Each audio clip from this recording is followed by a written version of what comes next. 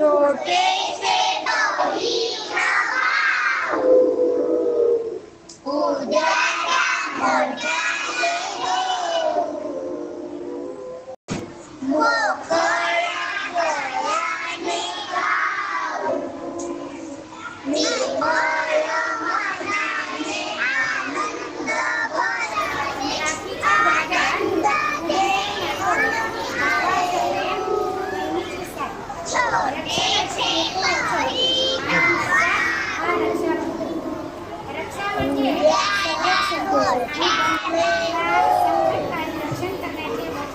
उद्याच्या जगाला, उद्याच्या युगाला नवीन आकार देऊ.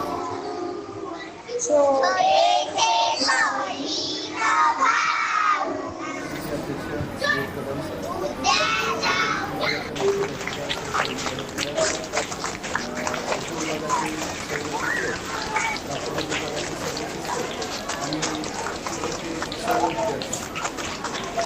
आज काय आहे?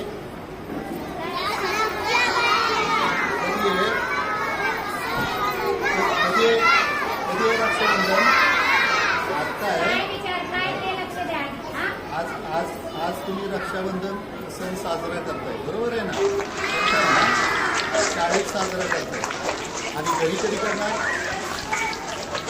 घरी करणार? घरी 9 तारखेला करायचं. कधी करणार? शनिवारी. कधी आहे? आज घरी गेल्यानंतर आई बाबांशी बोलायचं आणि त्यांना सांगायचं आम्ही साजरा केलं शाळेत, बरोबर आहे ना? ठीक आहे ना? सांगायचं की रक्षाबंधन शाळेत साजरा केला, मग घरी तुम्ही परत शनिवारी करणार ना शनिवारी. शनिवारी मग आहे काय गोड वगैरे करणार की नाही? तुम्हाला काय आवडतं गोड? हां, काय गोड काय आवडतं?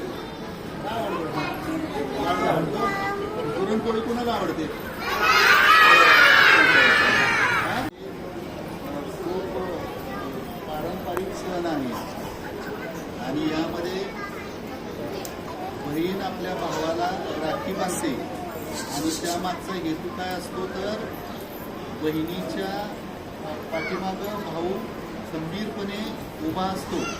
ज्यावेळी बहिणीला प्रतिकूल परिस्थिती निर्माण होते त्यावेळी भावानं त्या बहिणीला आपल्या पाठिंबा द्यायचा असतो आणि म्हणून अशा प्रकारचा हा सण साजरा केला जातो. खूप छान संस्कृती आपल्या देशात आहे की नाही? आहे की नाही? महाराष्ट्रामध्ये आहे का? आहे. तुम्हाला आणि तुमच्या आईबाबांना संस्था शाळेच्या वतीनं सर्व शिक्षकांच्या वतीनं रक्षाबंधन आणि उद्या नारळी पौर्णिमा आहे, बरोबर आहे? या दोन्ही सणांच्या खूप खूप शुभेच्छा.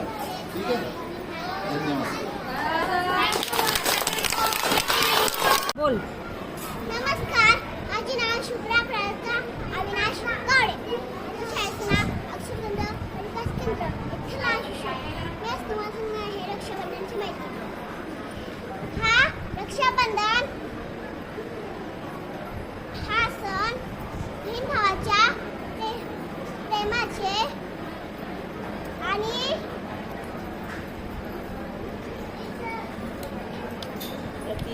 प्रतीक आहे. ह्या दिवशी बहीण भावाला राखी बांधते. भाऊ तिचं रक्षण करण्यासाठी वचन देतो. धन्यवाद. धन्यवाद. हळूहळू.